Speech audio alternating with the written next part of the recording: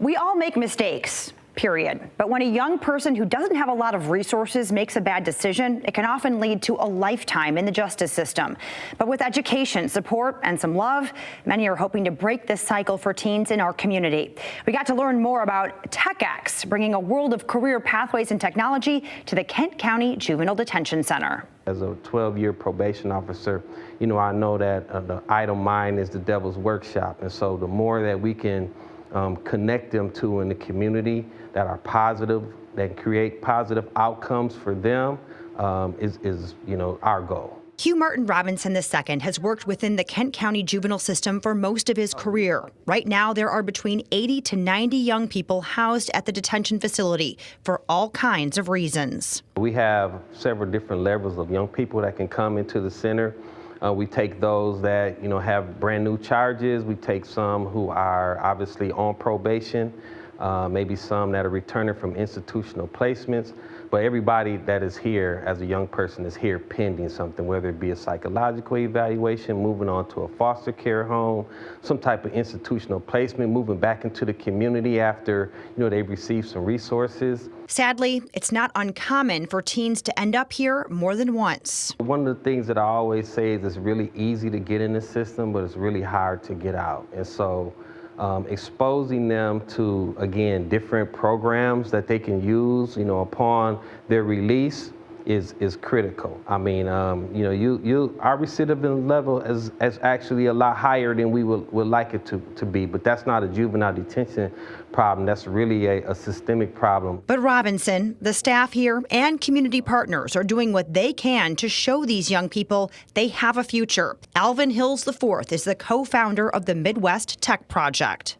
The Midwest Tech Project is a diversity and tech organization focused on getting people of color and women into the industry, so exposing them to the world of technology and career pathways in tech. For several months, he's worked with the kids here, bringing in guests to talk about tech and the opportunities in the field. Working with such a critical population of young people at a critical point in their life, we want to make sure that they understand there's opportunities and options after they leave this facility, and most importantly, what that looks like. The goal here is twofold. One is to help inspire. It's really refreshing because they look forward to the conversation, and this is us kind of meeting them already in their world.